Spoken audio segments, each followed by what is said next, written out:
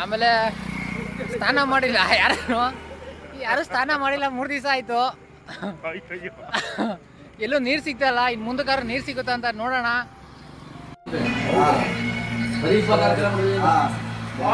ಯಾಕೆಂತ ಹೇಳಿದ್ರೆ ನಡೆದು ಬ್ಲಡ್ ಎಲ್ಲ ಫುಲ್ ಟೈಟ್ ಆಗಿರ್ತದೆ, ಕೆಳಗಡೆ ಸೇರ್ಕೊಂಡ್ಬಿಟ್ಟಿರುತ್ತೆ ಪಾದದ ಹತ್ರ, ಅದರಿಂದ ಉರಿ ಸ್ಟಾರ್ಟ್ ಆಗುತ್ತೆ. ಅದಕ್ಕೆ ಕೆಲವೊಂದು ಟ್ರಿಕ್ಸ್ಗಳನ್ನ ಹೇಳ್ಕೊಡ್ತಾರೆ, ಯಾವ ರೀತಿ ಮಾಡಬೇಕು ಅಂತ ಸಮಯದಲ್ಲಿ ಕಾಲು ನೋವು ಬಂದಂಥ ಸಂದರ್ಭದಲ್ಲಿ ಅಂತೇಳಿ. ಅದನ್ನು ಕೂಡ ತಿಳ್ಕೊಳ್ಳೋಣ, ನಮ್ಗೆ ಹೇಳ್ಕೊಡ್ತಾ ಇದ್ದಾರೆ.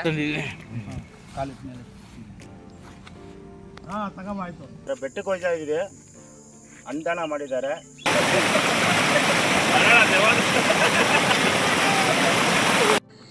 ಬೆಳಗ್ಗೆ ಒಂದು ಮತ್ತೆ ಟರ್ನಿಂಗು ಬಸ್ಸು ಲಾರಿ ಎಲ್ಲ ಇಕ್ಕಟ್ಟಾಗುತ್ತೆ. ಅದು ಬೆಳಗ್ಗೆ ಬೇಲೂರು ಹತ್ರ ಹೋಗ್ಬಿಟ್ಟು ಬೆಳಗ್ಗೆ ಇವತ್ತು ಹಾಕ್ಬಿಟ್ರೆ 8 ಗಂಟೆಗೆ ಆಲ್ಟು.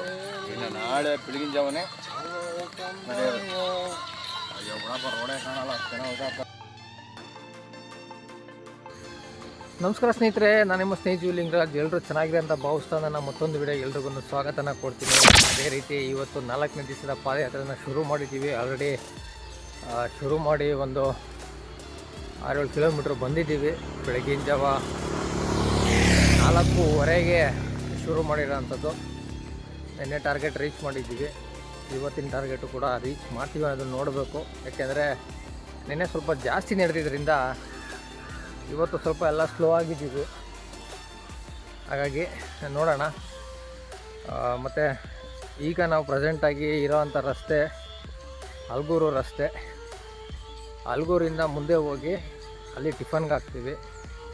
ಅದಾದ ನಂತರ ಇನ್ನೊಂದು 15 ಕಿಲೋಮೀಟ್ರ್ ನಡೆದು ಅಲ್ಲಿ ಊಟಕ್ಕೆ ಹಾಕ್ತೀವಿ. ನೋಡೋಣ, ಅಲ್ಲಿಂದ ಮುಂದಕ್ಕೆ ನಡೆಯೋಕ್ಕಾದರೆ ನಡಿತೀವಿ, ಇಲ್ಲಾಂದರೆ ಅಲ್ಲೇ ಸ್ಟೇ ಆಗೋವಂಥ ಕೆಲಸನ ಮಾಡ್ತೀವಿ. ಹಾಗೆ ಸ್ನೇಹಿತರೆ, ಮುಂದಿನ ವರ್ಷದಿಂದ ಈ ವಿಡಿಯೋ ನೋಡ್ತಿರೋ ಅಂಥವ್ರು ಯಾರಾದ್ರೂ ಪಾದಯಾತ್ರೆ ಬರೋವಂಥವ್ರು ನಮ್ಮನ್ನು ಕಾಂಟ್ಯಾಕ್ಟ್ ಮಾಡ್ಬೋದು. ಕೆಲವ್ರಿಗೆ ಅನಿಸಿರುತ್ತೆ ನಾವು ಕೂಡ ಹೋಗಬೇಕು ಪಾದಯಾತ್ರೆಗೆ ಅಂತ, ಕೆಲವರು ಅರ್ಕೆ ಕೂಡ ಮಾಡ್ಕೊಂಡಿರ್ತೀರ. ಒಬ್ಬೊಬ್ಬರೇ ಹೋಗೋದು ಹೆಂಗೆ ಅಥವಾ ಯಾರು ಕರ್ಕೊಂಡು ಹೋಗ್ತಾರೆ ಅಂತ ಕೆಲವೊಂದು ಕನ್ಫ್ಯೂಷನ್ ಕೂಡ ಇರ್ಬೋದು.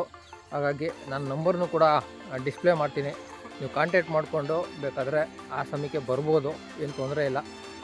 ಜೋಪಾನ ಹೋಗಿ ಜೋಪಾನಾಗಿ ಬರೋಂಥ ಕೆಲಸನ ಮಾಡ್ಬೋದು. ಅದ್ರ ಮಾಹಿತಿ ನಾನು ಕೊನೆ ವಿಡಿಯೋದಲ್ಲಿ ನಾನು ತಿಳಿಸ್ಕೊಡ್ತೀನಿ, ಸಂಪೂರ್ಣ ಮಾಹಿತಿನ. ನೋಡೋಣ ಇವತ್ತಿನೇನಾಗುತ್ತೆ ಅಂತೇಳಿ. ಒಂದು 10 ಕಿಲೋಮೀಟ್ರ್ ನಡ್ಕೊ ಬಂದಮೇಲೆ ನಮ್ಮ ಸ್ವಾಮಿಗಳು ಕೆಲವೊಂದು ಮಾಹಿತಿಗಳನ್ನ ಕೊಡ್ತಾರೆ. ಏನಂತ ಹೇಳಿದ್ರೆ, ಪಾದಯಾತ್ರೆ ನಡೆಯೋ ಸಂದರ್ಭದಲ್ಲಿ ಸಿಕ್ಕಾಪಟ್ಟೆ ಕಾಲು ನೋವುಗಳಿರ್ಬೋದು ಅಥವಾ ಕಾಲು ಉರಿ ಇರ್ಬೋದು. ಯಾಕೆಂತ ಹೇಳಿದ್ರೆ ನಡೆದು ಬ್ಲಡ್ ಎಲ್ಲ ಫುಲ್ ಟೈಟ್ ಆಗಿರ್ತದೆ, ಕೆಳಗಡೆ ಸೇರ್ಕೊಂಡ್ಬಿಟ್ಟಿರುತ್ತೆ ಪಾದದ ಹತ್ರ, ಅದರಿಂದ ಉರಿ ಸ್ಟಾರ್ಟ್ ಆಗುತ್ತೆ. ಅದಕ್ಕೆ ಕೆಲವೊಂದು ಟ್ರಿಕ್ಸ್ಗಳನ್ನ ಹೇಳ್ಕೊಡ್ತಾರೆ, ಯಾವ ರೀತಿ ಮಾಡಬೇಕು ಅಂತ ಸಮಯದಲ್ಲಿ ಕಾಲು ನೋವು ಬಂದಂಥ ಸಂದರ್ಭದಲ್ಲಿ ಅಂತೇಳಿ. ಅದನ್ನು ಕೂಡ ತಿಳ್ಕೊಳ್ಳೋಣ, ನಮ್ಗೆ ಹೇಳ್ಕೊಡ್ತಾ ಇದ್ದಾರೆ. ಹಾಗಾಗಿ ಸ್ವಾಮಿಗಳು ಏನೇನು ಮಾಡಬೇಕು ಆ ಥರ ಕಾಲು ನೋವುಗಳು ಬಂದಾಗ. ನಮಸ್ಕಾರ, ನನ್ನ ಹೆಸರು ರಾಜೇಶ್ ಅಂತೇಳಿ. ಪಾದಯಾತ್ರೆ ಬಂದಾಗ ಕೆಲವೊಂದು ರಕ್ತ ಸಂಚಲನ ಆಗಿರುತ್ತೆ ಕಾಲಿಗೆಲ್ಲ. ಆ ರಕ್ತ ಸಂಚಲನ ಸ್ಟ್ರಕ್ ಆದಾಗ ರಕ್ತಗಳು ಸಂಚಲನ ಮತ್ತೆ ಆಗಬೇಕಾದ್ರೆ ಕೆಳಗಿರುತ್ತೆ, ಮೇಲ್ಗಡೆ ತೆಗಿಯೋದಕ್ಕೆ ಇದೊಂದು ಆಸನ ಬರುತ್ತೆ. ಅದು ಯಾವ ಆಸನಪ್ಪ ಅಂತಂದರೆ ಕಾಲ ಮೇಲೆ ಎತ್ತುವ ಆಸನ.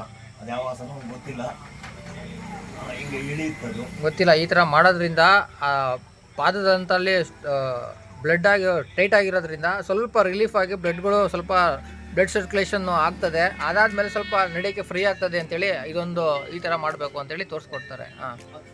ಆಮೇಲೆ ಯಾವ ಆಸನ ಗೊತ್ತಿಲ್ಲ, ಯೋಗಾಸನದಲ್ಲಿ ವಜ್ರಾಸನ ಅಂತಾರೆ ಇದಕ್ಕೆ. ಇದನ್ನು ಮಾಡಿದ್ರೆ ಜಾಸ್ತಿ ಇದೆಲ್ಲ ಫ್ರೀ ಆಗುತ್ತೆ.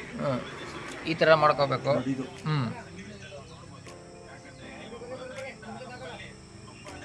ಈ ಥರ ಏನೋ ಒಂದು 5 ನಿಮಿಷ ಮಾಡ್ಬೇಕು. ಆ ಥರ ಒಂದು 5 ನಿಮಿಷ 2 ನಿಮಿಷ. ಆಮೇಲೆ ಈ ಥರ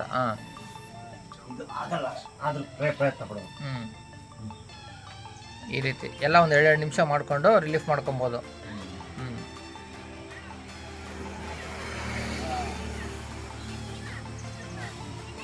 ಎಲ್ಲ ಇದು ನಾವೇ ಸ್ವಲ್ಪ ಇದು ಮಾತ್ರ ಮಾಡಿಕೊಂಡ್ರೆ ಸ್ವಲ್ಪ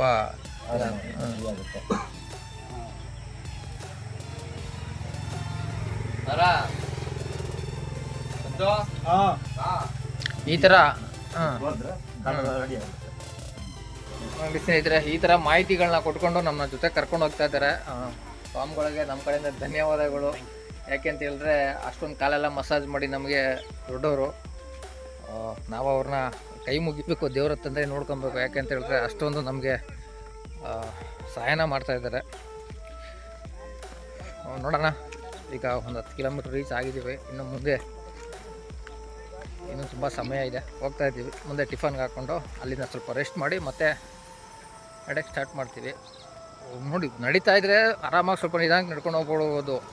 ಬಟ್ ಒಂದು ಸ್ವಲ್ಪ ಹೊತ್ತು, ಒಂದು 10 ನಿಮಿಷ, 1/4 ಗಂಟೆ ರೆಸ್ಟ್ ಮಾಡಿಬಿಟ್ರೆ ತಿರ್ಗಾ ಸ್ವಲ್ಪ ಅಡ್ಜಸ್ಟ್ ಆಗೋವರೆಗೂ ತಿರ್ಗಾ ಒಂದು 10 ನಿಮಿಷ ಟೈಮ್ ಬೇಕಾಗುತ್ತೆ. ಯಾಕೆಂದರೆ ಫುಲ್ಲು ಸಿಕ್ಕಾಪಟ್ಟೆ ನೋವು ಇನ್ನೂ ಜಾಸ್ತಿ ಆಗುತ್ತೆ ಸ್ಟಾರ್ಟಿಂಗ್ ಕಾಲಿಟ್ಟಾಗ. ಈ ರೀತಿಯ ಸಮಸ್ಯೆಗಳಾಗ್ತವೆ. ನೋಡೋಣ, ಎಲ್ಲ ಮಾದಪ್ಪನ ದಯೆ. ಹೋಗೇ ಮಾದಪ್ಪ. ಅಲ್ಗೂರಿಂದ ರೇಟ್ ಎತ್ಕೊಂಡು ಅಲ್ಲಿಂದ 2 ಕಿಲೋಮೀಟ್ರ್ ಬಂದಮೇಲೆ ಇಲ್ಲಿ ಟಿಫನ್ಗೆ ಹಾಕ್ಕೊಂಡಿದ್ದೀವಿ ಸೈಡಲ್ಲಿ. ಇಲ್ಲಿ ಟಿಫನ್ನ ಮಾಡಿಕೊಂಡು ಮತ್ತೆ ಒಂದು ಅರ್ಧ ಗಂಟೆ, ನಾವು 1 ಅವರ್ ರೆಸ್ಟ್ ಮಾಡಿಕೊಂಡು ಮತ್ತೆ ಪಯಣ ಶುರು ಮಾಡಿದ್ನ.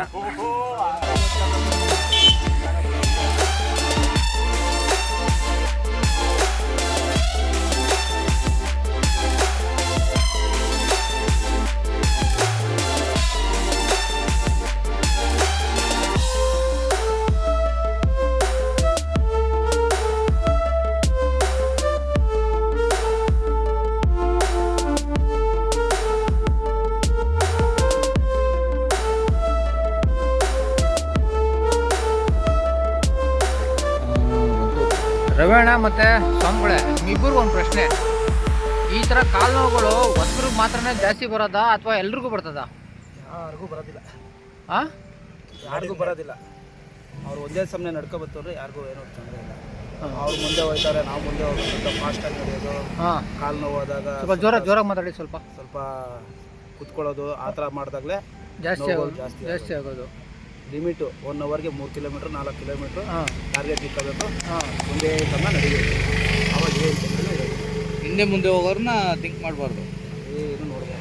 ನಮ್ಮ ಪಾಡಿಗೆ ನಮ್ಗೆ ಎಷ್ಟಾಗುತ್ತೋ ಅಷ್ಟು ನಮ್ಮ ಒಂದು ಸ್ಟ್ಯಾಮಿನಾ ಎಷ್ಟೈತೆ ಕೆಪಾಸಿಟಿ ಮೇಲೆ ನಡ್ಕೊಂಡು ಹೋಗ್ಬೇಕು. ಕಡೆದು ಮಾತ್ರ ಫುಲ್ಲು.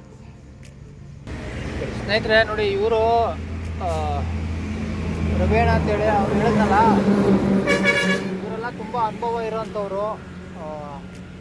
ಏನೋ ತಿರುಪತಿ, ಧರ್ಮಸ್ಥಳ, ಸುಮಾರು ಪುಣ್ಯಕ್ಷೇತ್ರಗಳಿಗೆ ಪಾದಯಾತ್ರೆನ ಮಾಡಿರೋಂಥವ್ರು ಸ್ವಾಮಿಗಳು ಮತ್ತು ರವೀಣ ಅಂತವರು.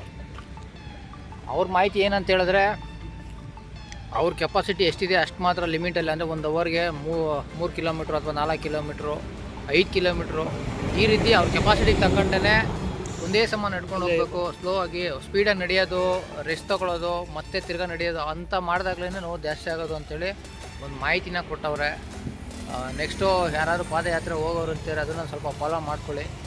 ಅಲ್ಲಿ ಮೊದಲನೇ ಸರಿ ಹೋಗೋವಂಥವ್ರು ಮಾತ್ರ, ಯಾಕೆಂದರೆ ಅಭ್ಯಾಸ ಇರೋರಿಗೆ ಅದು ಗೊತ್ತಿರ್ತದೆ, ಅನುಭವ ಆಗಿರ್ತದೆ. ಪಾಪ ನಮ್ಮ ಮಚ್ಚಿನ ಕಷ್ಟ ನೋಡೋಕ್ಕಾಯ್ತಾ ಇಲ್ಲ. ನನಗೂ ಸ್ವಲ್ಪ ಪರವಾಗಿಲ್ಲ, ಯಾಕೆಂದರೆ ಸ್ಲೋ ಆಗಿ ಇವತ್ತು ಬರೀ ಬೆಳಗ್ಗೆಯಿಂದ ಒಂದು 12 ಕಿಲೋಮೀಟ್ರ್ ನಡೆದಿದ್ದೀವಿ ಅಷ್ಟೇ ಟೋಟಲಾಗಿ. ಹಾಗಾಗಿ ಸ್ವಲ್ಪ ನಾವು ಕಡಿಮೆ, ಬಟ್ ಇವ್ರಿಗೇನೋ ಸ್ವಲ್ಪ ನರ ಏನೋ ಇದಾಗಿದೆ.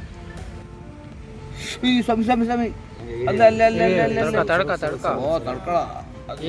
ಅವ್ರು ಅದೇ ಫಸ್ಟೇ ಹೇಳಿದ್ರು, ಅವರು ಸುಮ್ಮನೆ ಇರೋ ತಡ್ಕೋ, ಅದೊಂದೇ ಪಾಯಿಂಟು ನೋಯ್ತಾ ಇರೋದು ನನಗೆ. ಹಾಂ, ಕಮ್ಮಿ ಮಾಡ್ತಾರೆ ಇದು. ಇಲ್ಲೇ ಸುಮ್ಮನೆ ಆಯ್ತಿರೋ ಮಾಡ್ತಾರೆ, ಗೊತ್ತಾಯ್ತಿರೋ ಅವ್ರಿಗೆ. ತಡ್ಕೊಳ್ಳೋ, 1 ನಿಮಿಷ ತಡ್ಕೊಳ್ಳೋ, ಗೊತ್ತಾಯ್ತು. ತಡ್ಕೊಳ್ಳೋ ಅಂದ್ರೆ ಅಲ್ಲಿ ಆಯ್ತದ. ಏನು ಮಾಡೋಕ್ಕಾಗಲ್ಲ, ಈ ತಡ್ಕೋ ಈಗ ಆಯ್ತು. ಇವಾಗ ಕಮ್ಮಿ ಆಗಬೇಕು ಅಂದರೆ ಸ್ವಲ್ಪ ಅನುಭವಿಸ್ಲೇಬೇಕು ಇವಾಗ. ಆ ಮೂಮೆಂಟ್ಗೆ ನಾವು ಚೆಕ್ ಮಾಡಿಲ್ಲ ಅಂದ್ರೆ ನಮ್ಗೆ ತಡ್ಕೊಳಕ್ಕಾಗಲ್ಲ.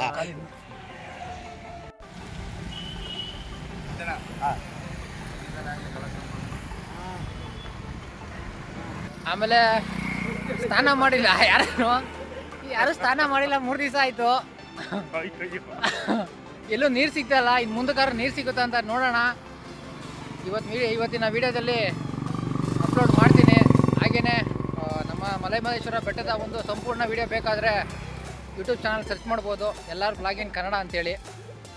ನಾನು ಕಮೆಂಟ್ ಬಾಕ್ಸಲ್ಲೂ ಕೂಡ ಲಿಂಕ್ನ ಹಾಕಿರ್ತೀನಿ, ಹೋಗಿ ಚೆಕ್ ಮಾಡಿ ಸಪೋರ್ಟ್ ಮಾಡಿ ಅಂತ ಕೇಳ್ತೀನಿ.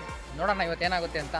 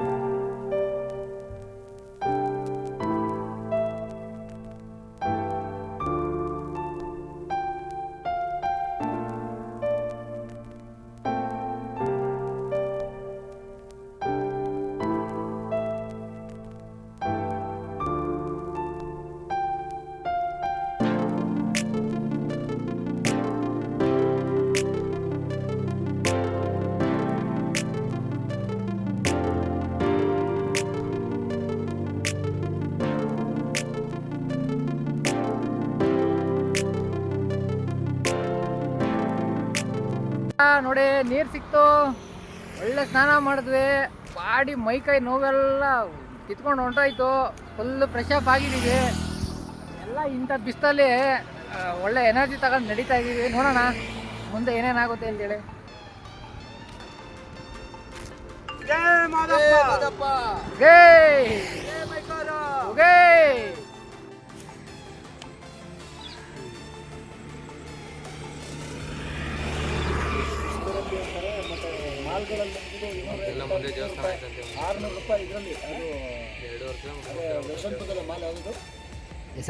ಓರಿಯನ್ ಮಾಲು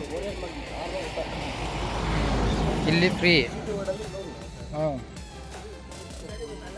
ಫಿಶ್ ಥೆರಪಿ.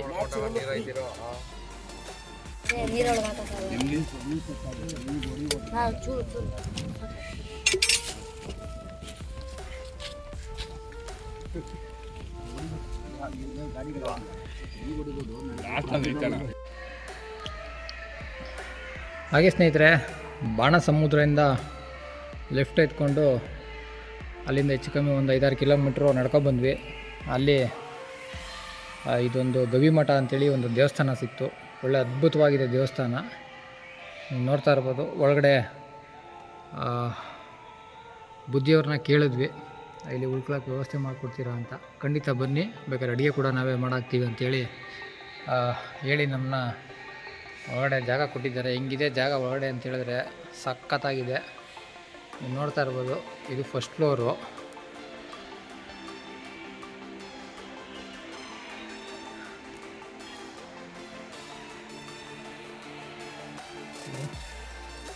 ದೊಡ್ಡ ಹಾಲು,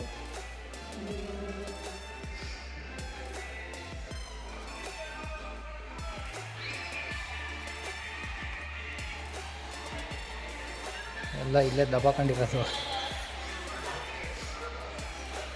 ಈ ಪಕ್ಕದಲ್ಲೇ ಒಂದು ಕೆರೆ ಇದೆ. ಆಗಲೇ ಈಜುಡೋಕ್ಕೆ ಹುಡುಗರೆಲ್ಲ ಹೋಗ್ಬಿಟ್ಟಿದ್ದಾರೆ.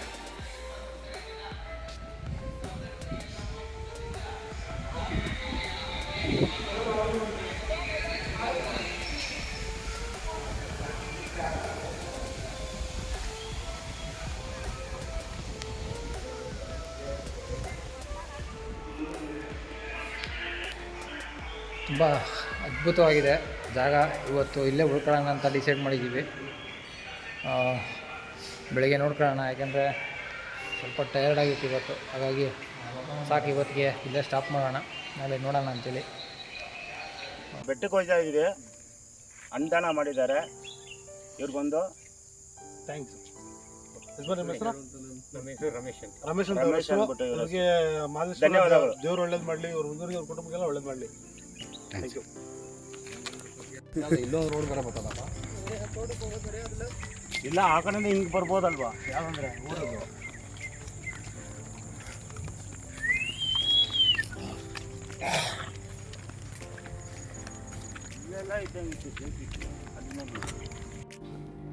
ಕಾರಣಾಂತರದಿಂದ ನಾವು ಹಿಂದೆಯೇ ಆ ಮಠದಲ್ಲಿ ಉಳ್ಕೊಳ್ಳೋಕ್ಕಾಗಲಿಲ್ಲ. ಹಾಗಾಗಿ ಅಲ್ಲಿಂದ ಸುಮಾರು ಒಂದು 15 ಕಿಲೋಮೀಟ್ರ್ ನಡ್ಕೊಬಂದ್ಮೇಲೆ ಕಾಡಿನಲ್ಲಿ ಒಂದು ಮಹದೇಶ್ವರ ದೇವಸ್ಥಾನ ಸಿಕ್ತು. ಅಲ್ಲೇ ಉಳ್ಕೊಳ್ಳೋಣ ಅಂತೇಳಿ ಡಿಸೈಡ್ನ ಮಾಡಿಕೊಂಡು ಫಿಕ್ಸ್ನ ಮಾಡ್ಕೊಂಡಿದ್ವಿ. ಅದೇ ಥರನೇ ಅಲ್ಲಿ ಬಂದು ತಲುಪೋದಾದಮೇಲೆ ಹೆಚ್ಚು ಕಮ್ಮಿ ಸಮಯ ಒಂದು 8 ಕಾಲ ಆಗಿತ್ತು. ಇವತ್ತಿನ ನಮ್ಮ ಟಾರ್ಗೆಟು 31 ಕಿಲೋಮೀಟ್ರ್ ನಾವು ರೀಚ್ ಮಾಡಿದ್ವಿ. ಹಾಗೆ ಈ ವಿಡಿಯೋ ನಿಮ್ಗೆ ಇಷ್ಟ ಆಗಿದ್ದರೆ ಒಂದು ಲೈಕ್ ಮಾಡಿ, ಸಬ್ಸ್ಕ್ರೈಬ್ ಮಾಡಿಕೊಂಡು ಸಪೋರ್ಟ್ ಮಾಡಿ ಅಂತ ಕೇಳ್ತಾ ಸಿಗೋಣ ಮುಂದಿನ ವಿಡಿಯೋದಲ್ಲಿ. ಅಲ್ಲಿವರೆಗೂ ಎಲ್ರಿಗೂ ನಮಸ್ಕಾರ.